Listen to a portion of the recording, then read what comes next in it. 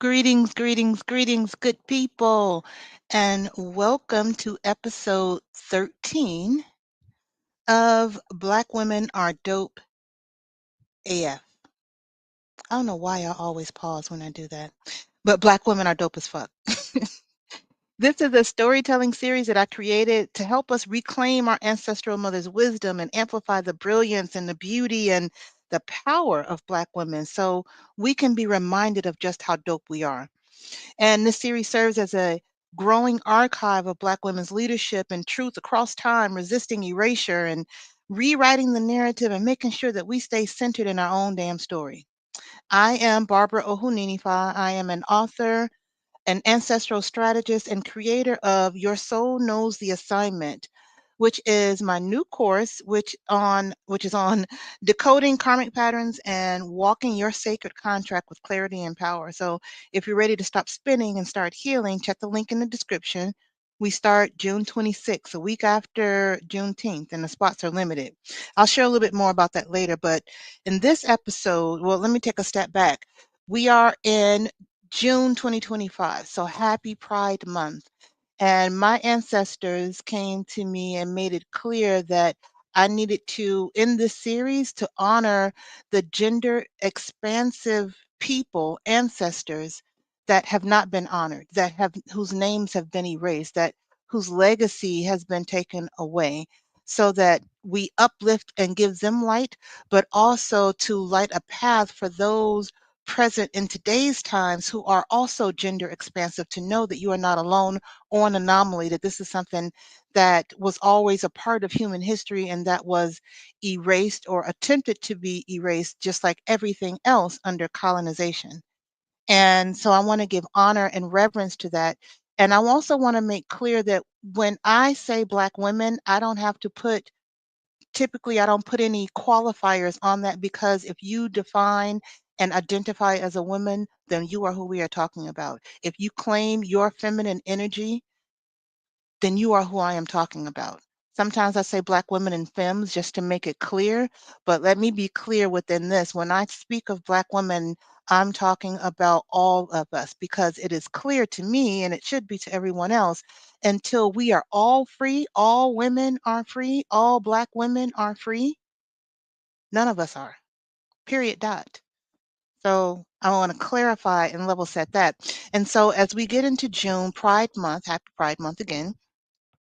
These next four episodes, starting with today, and we're going to go kind of basically chronologically, starting with pre-colonial times and the LGBTQ ancestors that existed in Africa before colonization.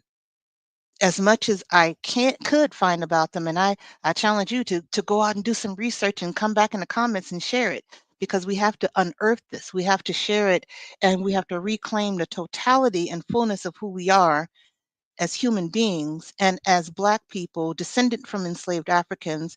If you are like me here in the US or anywhere else in the diaspora where enslaved Africans were taken.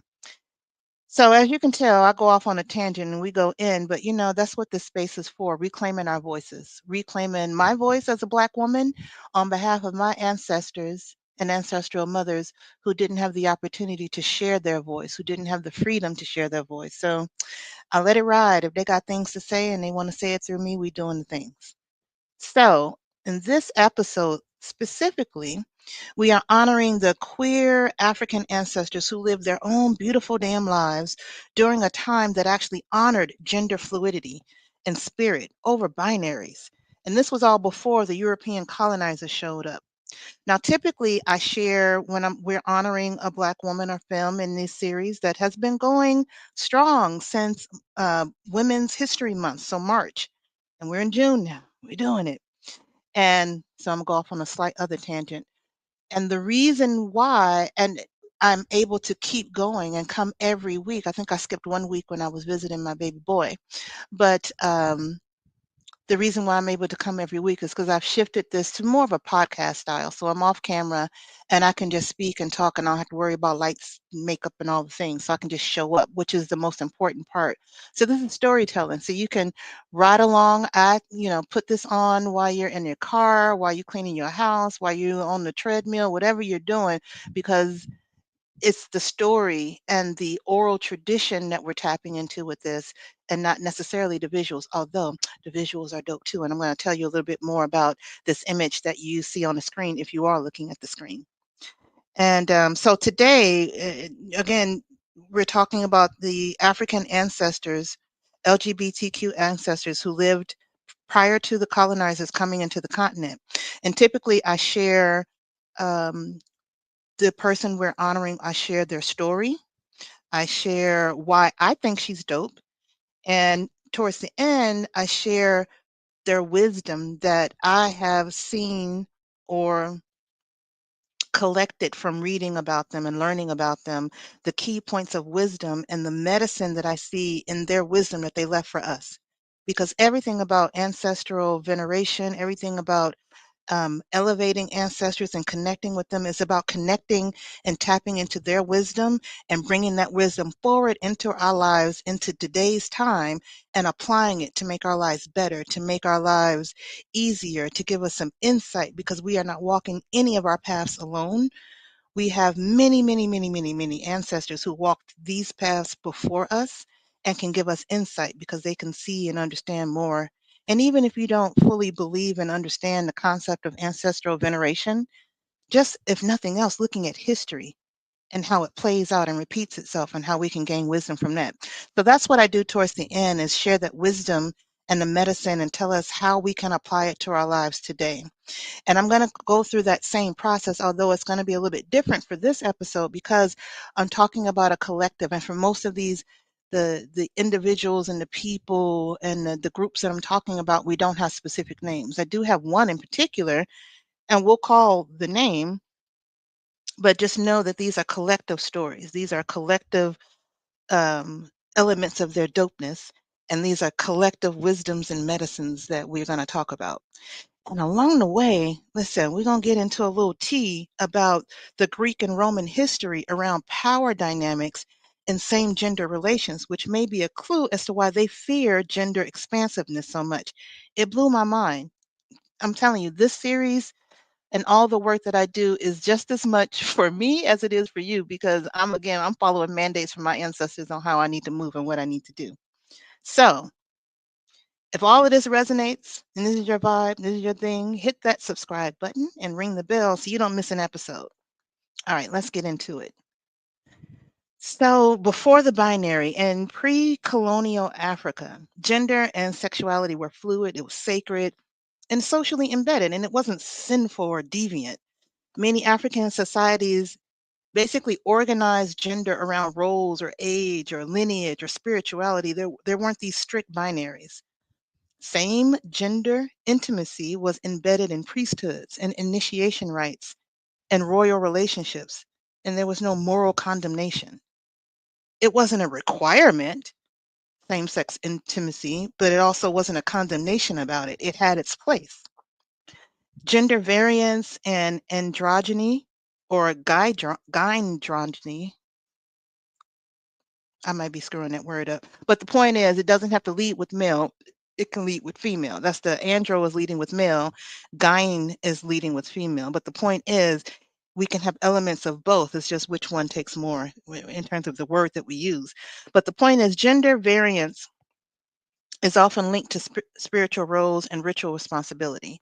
So let me talk a little bit about this image that you see on the screen. If you're looking at the screen, it is the running horned woman, which is seen in Algeria, southeastern Algeria. Algeria is in Africa, for those who didn't know, and it's in a vast area of sandstone mountains over about 15,000 rock engravings. So this is a rock engraving. It's a life-size painted figure, engraved and painted figure that stands out because she's in this dynamic motion and she has body paint and ceremonial attire. People think or have looked at her as a goddess or a spiritual figure, or as a ritual dancer or priestess, but also as a representation of gender fluidity or sacred duality. Because while she's clearly feminine in form with breasts and hips, the horns were traditionally associated with male power. And this blend might suggest some type of revered third gender figure or just someone who just embodied both in balance. um, because of what she's doing and the figure and the motion that she's in, it seems like she may be in a trance state or is an ancestral deity or mother figure. And the way modern Black feminists, womanists have looked at it is that she is a gender expansive spiritual being. When archaeologists, coming from the Western perspective, they didn't quite understand what they saw. But when Black scholars look at this and really understand it, they see this symbol of embodied liberation. For those that are reclaiming sacred sexuality, ritual, and ancestral power, she is balanced. So that's why I chose this image, because we don't have a specific person, but this is an image that predates um, the colonizers' entry into the continent of Africa and embodies a multitude, even though we don't understand it fully, but embodies a multitude of gender expressions and power. Imagine that, life size. People didn't just do things just for the heck of it. This was symbolic, this was meaningful, this was important, and it has stood the test of time. It's still present. So we give thanks to whoever artist or artists that created that, along with the other 15,000 carvings and paintings that can be found in that region. Human history on this planet is fascinating, and the more we dig into it, not through a Western colonizer lens, but just as humanity learning about itself, the more we learn about ourselves individually as well. Okay, coming back to the point. Now, so that explains the picture, but now thinking about where this gender expansiveness showed up. So let's talk about Uganda. In the Baganda of Uganda, which is a people of the area that's now known as Uganda, King Mwanga II, his royal court reflected gender and sexual fluidity. Again, before the colonizers came in and were horrified, clutching their pearls. So Mwanga, y'all know I'll be struggling on with pronouncing some words on this channel because we're talking globally and I don't speak all the languages in the world. So anyway, he reigned from 1884 to 1897. Now, there was some colonization already happening throughout other parts of Africa, but Uganda was kind of more deeper in and more on the eastern side. So Western Africa, they had already been infiltrated and slave trade had already started. But he engaged in relationships with male, uh, with those those in his male men in his court. Why am I getting tongue tied on that? I do not know. But colonial forces labeled him as deviant, and and that helped them to justify conquest. Now, there are oral traditions, because again, that's how a lot of our traditions are passed orally, verbally, through stories like this. Oral traditions hint that the females in his court also challenged gender norms through their names, although their names have been just erased from history. Royal courts were often spaces where gender expression, ritual attire, and non heteronormative roles were more accepted. The royals could do what the F they wanted to do and do so freely. So again, he was known, King Mwanga II was known for having boyfriends. I'm gonna just put it like that. He had boyfriends, usually liked them young and beautiful. And then the women in the court, challenged gender norms as well, and they had same gender relationships. But it was just a part of how they moved, and there was nothing criminal about it. And again, we'll get into a little bit later what was going on in Europe.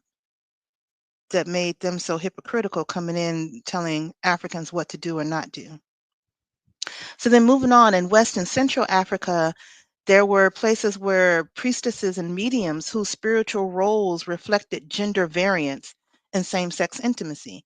So in Dahomey, in the area of Benin, elite female regiments and Vodun priestesses formed ritual sisterhoods. And sometimes those ritual sisterhoods were marked by intimacy. Now, if you understand spirituality, if you understand um, what sensuality and sexuality really and truly is from a divine and spiritual perspective, you can understand how ritual can involve some level of intimacy. And in those environments, and that in some of those areas in Dahomey, the women came together and part of their ritual includes some level of intimacy. In Congo, societies, gender fluid mediums and priestesses were also considered powerful conduits for spirits of any gender.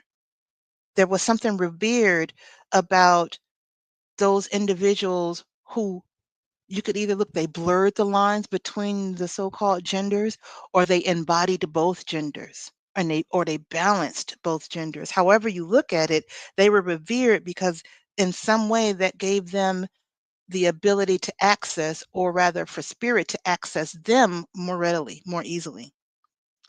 And these systems valued balance, not binary gender restrictions. It was about the cosmological balance of it all. And then in ancient Kemet, what we now call Egypt, or what the Greek forced upon us to call Egypt, gender was a divine spectrum. It was fluid, and self-creation was sacred. Self-creation.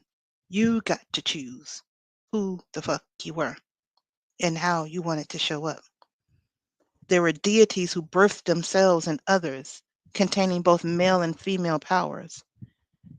Androgyny was considered divine. Priesthood roles blurred masculine and feminine dress and behavior. Queerness existed in the metaphysical as completeness, not deviance. Oh man, I did not put it in my notes, but there was even, and I think we're going to be talking about her next month actually. But her name, I'm drawing a blank on her name, but there was even a queen, aka a pharaoh, who declared herself pharaoh, and she wore a beard. You know, the ceremonial beard that actually declared that you were pharaoh. Yes, she was a woman with a beard, declared, wore her beard because of war. Now that's a line that you will find in many oriki or prayers from the Ifa tradition when we're talking about or praying to a deity, even Oshun. There's who's supposed to be the most feminine, and you know she is one of the most feminine embodiments of divine feminine energy in terms of the Orisha. And there's many pakatis and stories and prayers and oriki that talk about her wearing her beard. Same with Oya. So there in the spirit world, there's not this binary or this strict definition of who and what you are when it comes to gender or sexuality or sensuality, or even, you know, you go further down into biology. There wasn't this strict separateness. And then across many African societies, same gender partnerships and gender variance were just a part of daily life. And for the Hausa, effeminate men and spiritual dancers within the Bori religious tradition was common. In Senegal, man, woman, you know, one individual who was considered man and woman are still present in Senegalese society. And in Igbo, Nandi, and Kikuyu, women married to other women for lineage continuity and for land rights. Not romantic love necessarily, but legitimate social status. So they were female husbands. So again, this gender expansiveness, this idea of there not being a binary, but a spectrum of gender expressions is not new. It's just come back in terms of our consciousness because it was always there, because it is part of the human condition. It is part of the spiritual condition. It is part of life. And these ancestors, our ancestors who were able to express this fluidity, they weren't tolerated. They were often revered. They were, again, a part of life. They were a part of the community. They were a part of the families. They just were. There was nothing to clutch your pearls about because it just was how people expressed. But then the colonizers brought their laws and their shame and their control, and they erased Native queer history. And mind you, I'm talking about Africa and specifically as a descendant from enslaved Africans. But these same concepts showed up all over the planet in indigenous populations and indigenous cultures. It was even in Europe, which I'll talk about in a second. So these colonizers brought these laws, shame and control, and they brought anti-sodomy laws from Britain, France, and Portugal. These weren't African laws. These didn't come from African societies. Christian and Islamic colonial expansion reframed indigenous gender systems as sinful. And all the things that we see today, literally today, in terms of anti-LGBTQ plus stigma and laws and discrimination and hate crimes and all the things, all of that is colonial residue. None of it is indigenous. None of it is native belief. Even if in the continent they have adopted these colonial beliefs and think it's theirs, but it was not and it never was. The anti-LGBTQ stigma that exists there is a part of the colonial residue, just like it is here in the United States and anywhere else that it exists. So sodomy, we hear these anti-sodomy laws, which in many cases are still in the books in different places in this country, the United States and others. But sodomy, to be clear, is a vague moralized term that's used to describe non-procreative sex acts. It's anything that's not going to result in a baby. Really? So that could be oral or anal sex. It could be same sex or same gender relationships, especially male male intimacy. And in some cases, they even consider sodomy heterosexual acts outside of acceptable bounds. These people really was all up in the bedrooms and all up in the places where they didn't need to be. And the term itself came from the biblical city of Sodom, which was destroyed in Genesis. And they misinterpreted, and misused and just jacked everything up about that story like they do everything else that came out of the actual original Bible, and used it to justify anti-queer laws and moral codes. Even though modern scholars look at that and they say that the sin of Sodom had more to do with inhospitality and abuse of power than with consensual sex. Now, stick a sticky note on the abuse of power, because now let's talk about what same gender or homosexuality was like in the Greco-Roman tradition, and compare it a little bit with what was happening in pre-colonial Africa. So in Greco-Roman tradition, homosexuality was embedded in the elite, male-dominated intellectual social spheres. Think Plato. Plato full on was queer and often wrote about what that was like and what the experience of that was in those times. So all of these philosophers that much of Western education is built on were all queer. In pre-colonial African traditions, it was embedded in spiritual, communal, or kinship roles. Now, the big thing with the Greco-Roman tradition of homosexuality, that there was a huge emphasis on power dynamics. And that is why I think when they looked at the Bible and the story of Sodom and wanted to ignore the whole destruction, the whole story being about inhospitality, hospitality and abuse of power, was because they themselves were drastically abusing power and continue to do so and are still doing so today.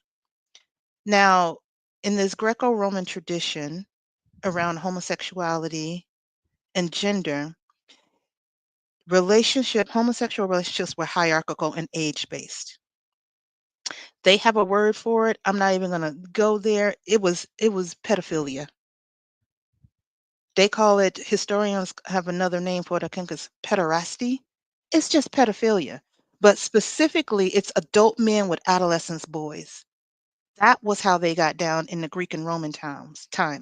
Plato, Aristotle, all of Socrates, all of the so-called philosophers and brilliant minds of ancient Greek and Roman times, that our current education, our current many things are based on, is based on a group of men who were pedophiles.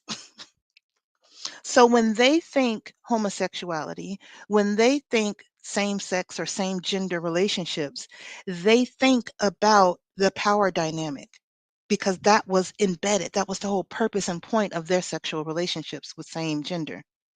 And it was always an adult man who was, quote unquote, um, mentoring a young boy. And by young boy, we're talking 10, 12. Maybe they were a teenager, if barely that.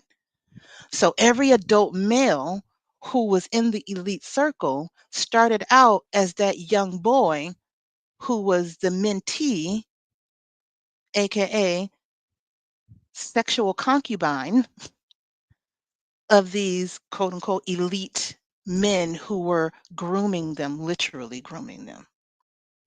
So when you think about, that's their history, that's their understanding of same sex, same gender relationships, and it fully being about power. There was no two adult men coming together. It was always adult men and the young ones. But within that, and now I'm just thinking about what that was like. It was disgraceful as an adult male to be penetrated. To penetrate another younger male was displaying and acting on your quote unquote natural dominance. So as these young boys grew up to be the one who could then do the penetrating because they had grown up, there was an inherent, and I am looking at this and getting, messages around this. There was an inherent shame, because to reach where they were, they had already been through being the penetrated one, which again was all about power. And then they moved on and said, okay, well, we're just going to do this. We're going to have power over women. And then it just kind of moved from there. So thinking about how they saw that and how it was played out in their societies, fully accepted, fully known.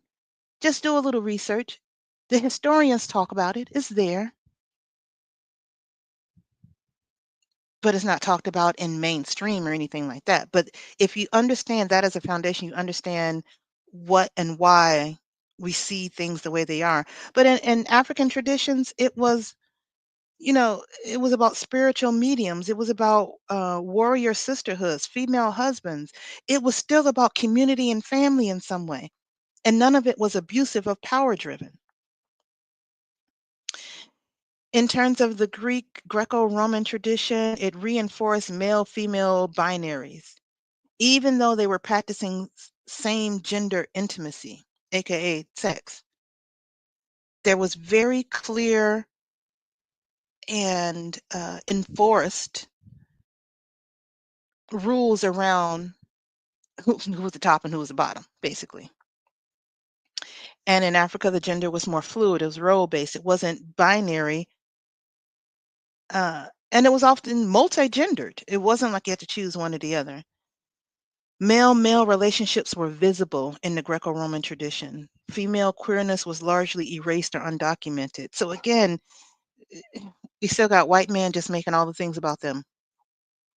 In Africa, there was male and female same gender relationships, gender non-conforming identities, and spiritual queerness. It was expansive. It was fluid. So Greco-Roman, even within their own system, it was oppressive. And it wasn't sinful for the Greco-Romans, but it was coded by dominance and social class. It was acceptable if the elite man was the penetrator. In Africa, it wasn't morally judged. Queerness was often seen as sacred, functional, or aligned with the spiritual realm. It was what it was. Spiritual entities, the gods, the goddesses, they all have all of the qualities of the sacred masculine and the divine feminine. It's just which ones do they have more of, or which ones do they tap more into? What spiritual role do they play in the cosmos? In terms of the Greco-Roman, their views and practice of homosexuality and gender was rarely, if ever, linked to spiritual sexuality. It was seen as civic or philosophical or political, which, same thing as civic. Again, power dynamics, elite. Whereas in Africa, it was deeply spiritual, tied to divinity, prophecy, possession, or cosmological roles. And in Greco-Roman, again, Plato, Aristotle, uh, uh, Socrates. Look at the Roman poetry. Look at sculpture. It's right there in front of our faces. And what's wild is that what's going on now in this world in terms of trying to erase the fluidity, the non-binary, they're just ignoring their own history, or rather trying to rewrite it. And in Africa, it was all primarily oral traditions or interpreted through anthropology because of colonial suppression of written records and all the other things they did when they came in and took over. And so Western queer identity was formed in tension with the Greco-Roman background. This idea of pedophilia, which is, again, when you think about how the first thing they want to scream is this got something to do with the kids, because that is what it was for them. They try to they equate homosexuality and gender fluidity with pedophilia because for them it was. And the body, cellular memory is a real thing. Ancestral memory is a real thing. Within them, that's truly what it means for them because that's what it was for them. And they are projecting that on the rest of the world, but we can resist that. All of us. I am a cis Black woman, if I'm using the terminology correctly, because I am still learning, y'all. I am heterosexual, but again, until we all are free, until we can all claim and be who we are, come on, we're all oppressed. So I support all my brothers and sisters, no matter what and how you identify. In Africa, African queer resurgence reclaims indigenous queerness that was buried under colonial Christian and Islamic frameworks. And I give thanks to, the little bit of information that we can find. But I think what's deeper, and even as I was talking and getting the messages and things as we were talking, if we open up, looking, understanding, release the fear, those ancestors who lived this life, those ancestors who were expansive in their gender expressions will come forward to bring us their stories directly. So if that's you, work with your own ancestors, work with these collective ancestors so that you can receive their stories to help them to elevate, to help them to, and to give them light. And I am thankful again that I was able to find this amount of information. And I did spend a little bit of time in talking about, this first section was about her story or their story in this case. And part of their story included talking about that Greco-Roman tradition because we have to understand the lens through which the colonizers of today are still operating, are still looking, are still evaluating, and to some extent still trying to get back to, if we want to be honest. We need to understand that so that we can reject what they talking about and reclaim our shit. Yes, yes. So while I don't have a name except for, let's see, Mwanga, King Mwanga, and all the other um, men, women, non-binary, fluid ancestors from the continent of Africa and worldwide, we give thanks for showing up on this planet and for being who you were and helping us all to be who we are, no matter what that is, and which may change from day to day because, we have that option. Okay, so let's keep it moving to why I think they're dope as fuck. Bottom line is they lived bold truth before the world had a language for it. We didn't have, but they didn't say, "Oh, I'm gender expansive. I'm non-binary. They didn't have all of that. And I'm not, making fun of those terms, things now, but they just lived the thing and nobody had to label it. They held sacred power and spiritual roles that were often denied to women or erased by the colonizers. Again, in Congo and Dahomey, the female priestesses channeled gods in ceremonies that involved gender crossing, possession, and fluid identity expression. In African spiritual practices now, oftentimes in Cuba and in different places in Latin America where African spirituality is practiced, they've taken those colonial concepts to a whole other point, a whole other level where men deny themselves the ability to be mounted or possessed by spirit because they see that as a feminine act because you're getting mounted. It's spirit, man. So even the very concept of penetration by a spirit to them is feminine because they have taken on the views of the colonizer.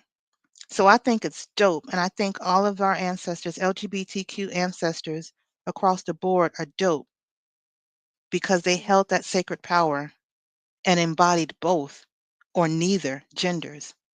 And they were seen as closer to the ancestors or to spirit. I think they're dope because they were warriors, lovers, advisors, and mediums. They lived lives that archives couldn't contain. Mwanga's palace was not just queer male centered, but women in his court divide gender roles as well. They had romantic and erotic relationships with each other and took roles outside of traditional womanhood and lived lives that today are still unrecognized in Western historical frameworks. Because in Western historical frameworks, they had already oppressed women, no matter what gender or sexual orientation they had. I think our LGBTQ African ancestors are dope as fuck because they weren't exceptions. They were just part of the tradition. They were an unbothered part of life before colonialism redrew the map of what was quote unquote normal. For them, queerness was not something odd or an anomaly. It was often functional or spiritual or familial. It wasn't pathological. It wasn't something that needed to be cured or fixed. In many societies, like in Igbo, Swahili, Akan, Zulu, had gender flexible roles. Again, female husbands, male daughters, all accommodated same sex or same gender unions and alternative kinship systems. Family is family. We do not have to have what the colonizer has defined as this nuclear family of one male, one female, 3.2 kids, and a dog. How many women, men, people have led extremely unhappy lives trying to align with that visual, with that goal?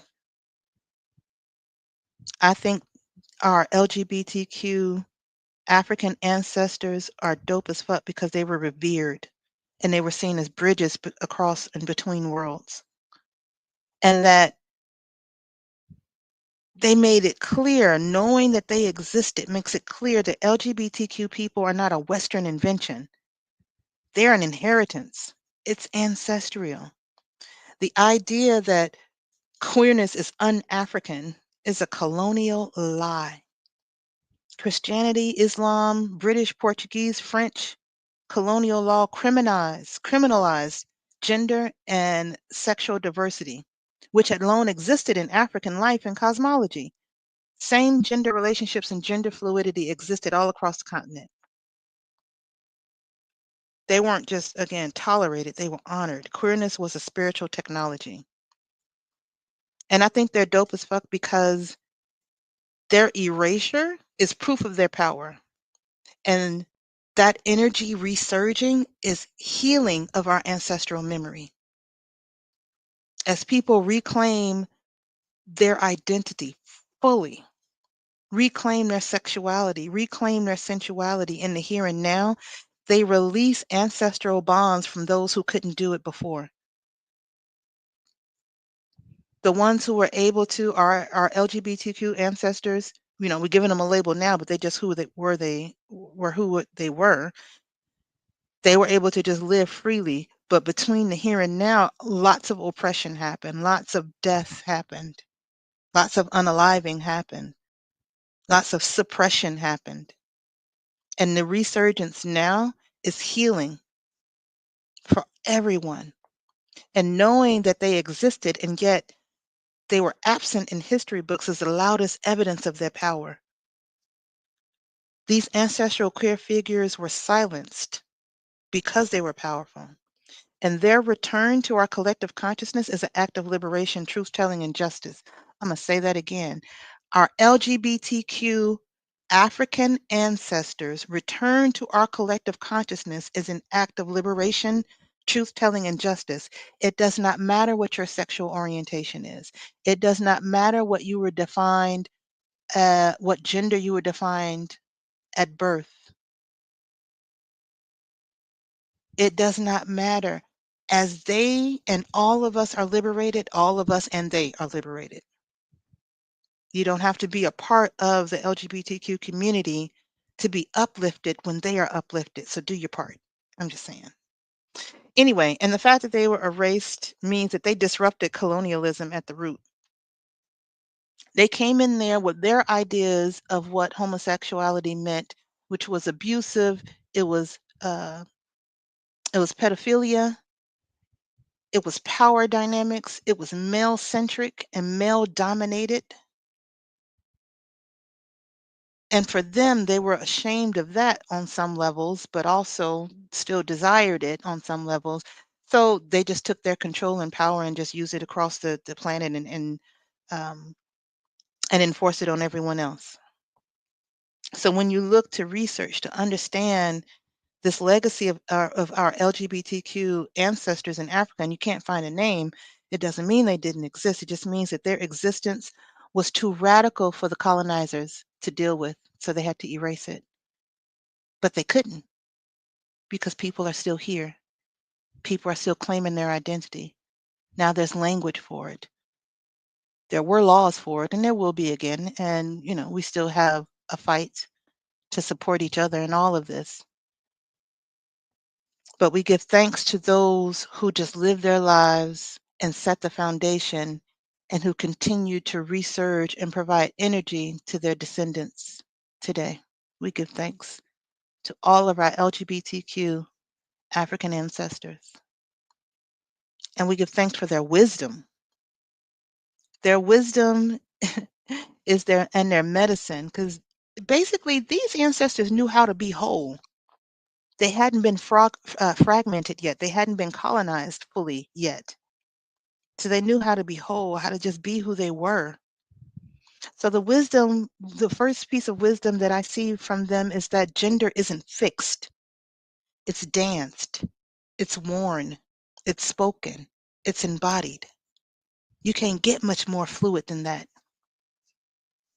There's a proverb that says, a spirit does not wear one skin. Gender was not a straight line in pre-colonial Dahomey, Congo, and other places. It was a circle, a story, a ritual. They didn't debate pronouns, they invoked them. They didn't need science to affirm their fluidity. Their gods already had both breasts and beards. Their gods already held both fire and softness. So, with that wisdom that gender isn't fixed, it's danced, worn, spoken, and embodied, how do we apply that to our lives here today? What's our medicine? First of all, dress how your soul needs to be seen, whatever the fuck that means for you. And that might change from day to day. Be who the fuck you are. Walk in every room like your ancestors dreamed you into it. And be whole, not just understood, because everybody ain't going to understand. It ain't for them to understand. It's for you to understand, claim yourself, remember who the fuck you are, and walk in that wholeness. Walk with the understanding of who you are. That's your medicine. The next piece of wisdom that I see coming from our LGBTQ ancestors in Africa is that the spirit world never asks for heterosexual credentials.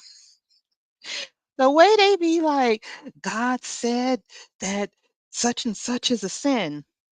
Really? God care that much about what y'all doing like that, but not how you hurt each other, anyway. So those who speak with the gods do not answer to men. That's another proverb. Those who speak with the gods do not answer to men. It's men who are saying you need to do this, that, and the other to be holy, to be divine, to be righteous. Spirit sees you. In ancient Africa, queerness wasn't a sin. It was a sign of a spiritual gift. The mediums and oracles and priestesses who loved their same genders, they weren't hiding, they were leading ritual.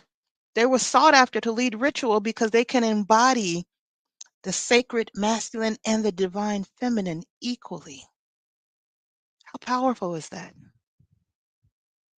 So the wisdom, the spirit world never asks for heterosexual credentials, leads to your medicine. How you can apply that to your life is to let your sacredness come through how you love. That's the most sacred, spiritual, divine thing you can do is love.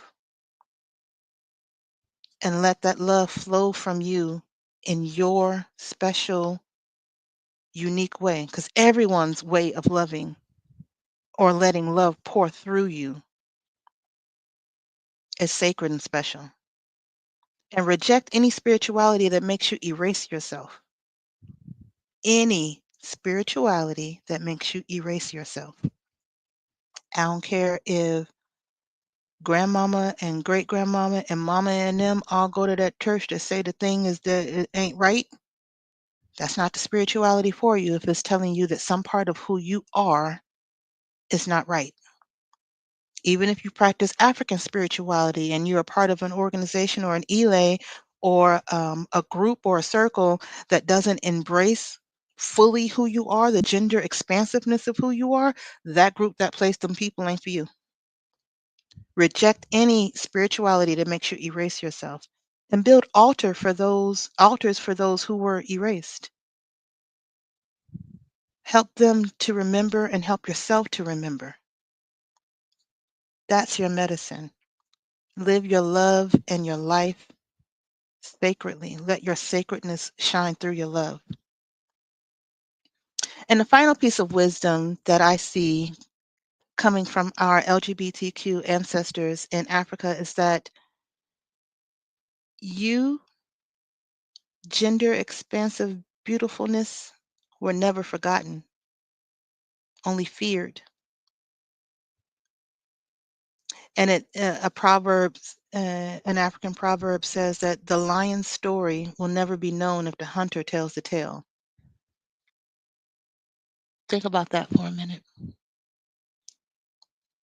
The lion's story will never be known if the hunter tells the tale. The colonizers, the Western Christianity, Islamic prejudices has been telling the tale. We don't know the full story because they have been telling the tales. They chose to silence anything that was outside of the colonial order that they wanted to maintain. But you can't keep spirit down for long. And our LGBTQ ancestors, LGBTQ plus ancestors, We're just as strong and powerful as every other ancestor who fought for our liberation. They were not forgotten, they were only feared. And that wisdom we apply as medicine to our lives is that we listen. We listen and we read between the lines and we dig further for what's not written. We connect with those who came before and understand that you don't have to prove you exist. You are the proof. You just exist. You just be. You breathe. Be who the fuck you are. Remember who you are and be it. And I always tell myself too, come do what the fuck you came to do, which is to be yourself. Whatever, whoever, however, wherever, whenever that is, which again can change day to day.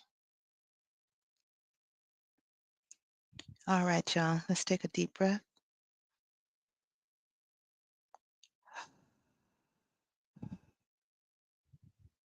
Let's take one more.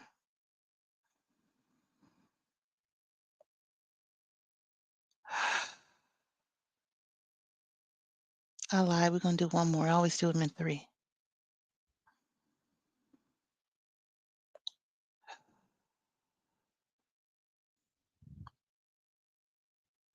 Our ancestors lived beyond the binary. So, in whatever way you identify yourself, know that you are not outside of tradition. You are its unburied truth. You have the right to reclaim queer African legacy. Your identity, your existence is a continuation.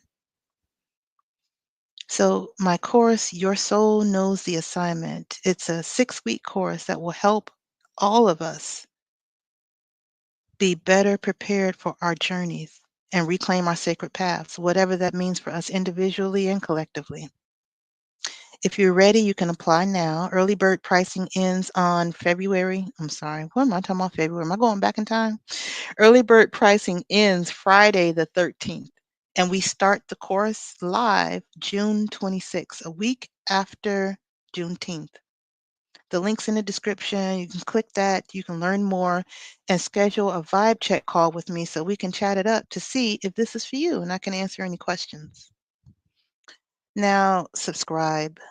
Subscribe to this channel. Share this episode with another dope Black woman, femme. Um, Sometimes my accent cracks me up. Anyway, I say femme. It sounds like I'm saying film. Black woman, femme, gender expansive person who needs to remember who the fuck they are. Share this with them because I think it's important. Part of the reason why I do this is so, again, we can all remember who we are, Black women and femmes, so that we can see the legacy, the erasure. We can reclaim it and reclaim our ancestors, give them light and elevation, but also understand bits and pieces of parts of who we are. And our Black gender expansive people, we need the support. So share this with them so they can understand you can be fully who you are and you can be Black and you can be all the things because they existed too. And know that you are dope as fuck as well. So tune in next week when we'll continue our Black Women Are Dope as Fuck series, and we're going to talk about and honor Ma Rainey, the mother of the blues, who was unapologetically queer in the Jim Crow South. I look forward to talking with you then and sharing and chopping it up. In the meantime, and as always, take good care of you. Peace, y'all.